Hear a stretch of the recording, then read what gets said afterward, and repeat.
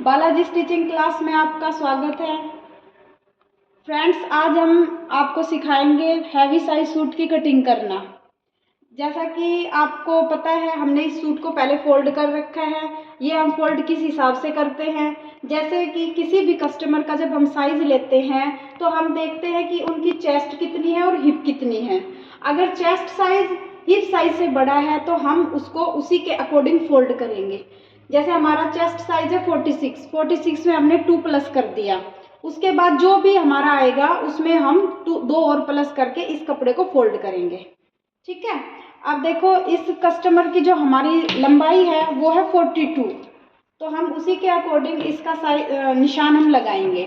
जैसे ये नीचे से है, फोल्ड है, अगर किसी को फोल्डिंग करनी है तो हम इसमें कोई एक्स्ट्रा कपड़ा नहीं रखेंगे, क्योंकि ये एक्चुअली फोल्ड है। इसमें अगर हमें फोल्डिंग अब करनी है तो हमें कपड़ा ज्वाइंट करके ही फोल्ड करना पड़ेगा। तो हमारी लंबाई है 42। अब 42 लंबाई में हम 1 इंच प्लस कर देंगे तो हमारी कितनी हो जाएगी 43। ये हमारी लेंथ हो जाएगी 43। तो हम इसको बिल्कुल स्ट्रेट निशान लगा लेते हैं 43। अब दूसरा हमारा जो है वो हमने फोल्ड तो कर लिया छाती के हिसाब से कपड़ा। अब हमारा साइज क्या है, तीरा, जिसको हम अक्रॉस बैक बोलते हैं, वो हमारा 16 इंच। लेकिन जब हम सूट की कटिंग करते हैं तो हमारा जो तीरा है उसका हम हिसाब लगाते हैं बैक नेक से। जैसे इसमें बैक नेक है 4.5 इंच, तो हम इसी के हिसाब से हम उसका तीरा कटिंग करेंगे। तो 4.5 इंच का बैक है, तो जितना हमारा जैसे हमने लिया है साइज ये अपना 15 इंच तीरे का साइज, तो हम फिर उसी के हिसाब से इसकी कटिंग करेंगे बैक नेक के हिसाब से। अब हमने इसका जो तीरा है वो लेना है 7.5, क्योंकि बैक नेक 4.5 है। तो अगर बैक नेक 5 से ऊपर होता तो हम एक स्टैंडर्ड है 6.5 के ऊपर हम तीरे की कटिंग कर लेते हैं। लेकिन जब बैक नेक हमारा छोटा है तो हमें तीरे की कटिंग भी उसी के हिसाब से करनी पड़ेगी। तो हम यहाँ पे ले लेंगे अपना 7.5 इंच।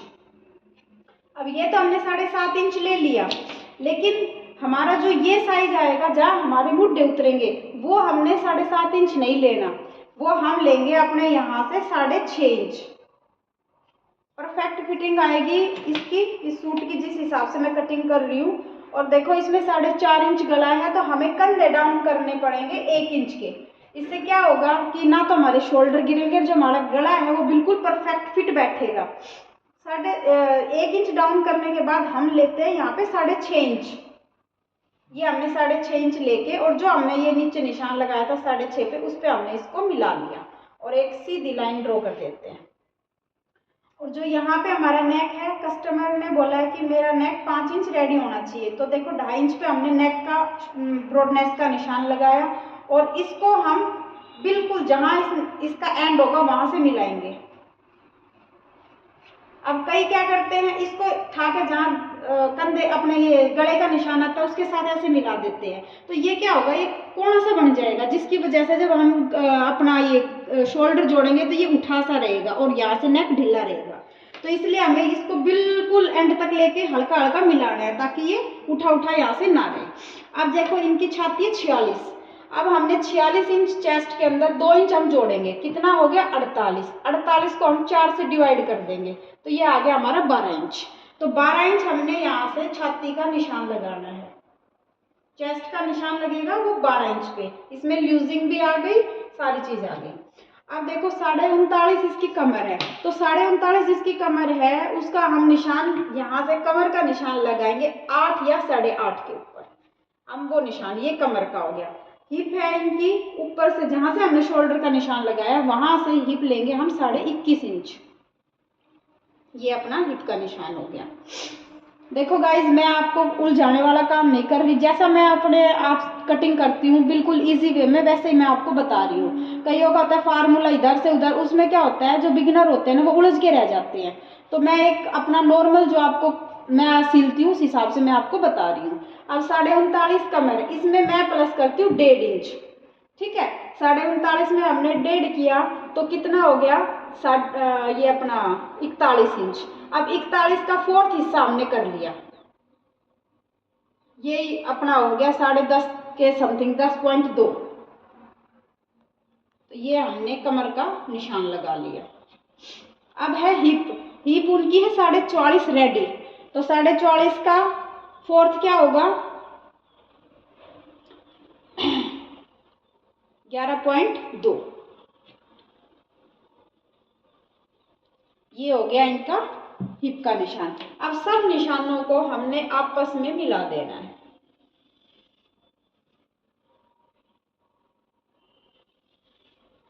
हो गया।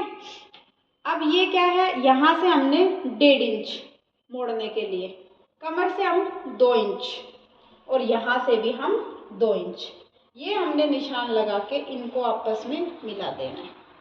ठीक है। अब कईयों का क्या होता है, सिलाई करने के बाद यहाँ पे फुग्गा आ जाता है।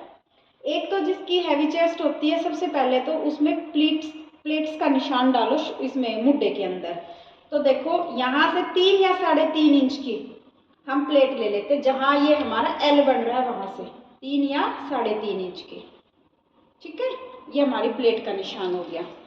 अब यहाँ से हम 3 इंच पे उतारते हैं। अगर 46 छाती है तो 3 इंच पे उतारेंगे, नहीं तो अगर इससे कम होती है, जैसे किसी की 36 38 तो 2.5 इंच होता है। अब हम इसको नाप लेते हैं कि हमारी जो एक्यूरेट छाती थी वो कितनी आई थी, 46। अब 46 का चौथा कितना हो गया, ये हमारा आ गया 46 का चौथा। अब इसको एक स्ट्रेट लाइन दे दो बस। अब ये फुग्गा आपका यहाँ पे नहीं आएगा और इसको हम हल्की सी ऐसे कर्व शेप दे देते हैं इस टाइप से। ये किसी को अगर पीछे प्लेट डालनी है तो हम आधा इंच इस शेप को इससे ऐसे करके और आधा इंच ऐसे मिला देते हैं। ये अब जितना, कई तो क्या करते हैं कि बिल्कुल स्ट्रेट ही घेर चाहते हैं, कई ये कहते हैं थोड़ा सा हिप के अकॉर्डिंग चौड़ा करना, लेकिन जो ये हमारा कस्टमर है उसने कहा जहाँ मेरा हिप का साइज है वही मैंने नीचे घेरा लेना है। तो हमारा आ गया ये टोटल मिला के 13 इंच। तो ये हमने यहाँ से भी 13 इंच लिया और ये हमने एक स्ट्रेट लाइन लगा दी।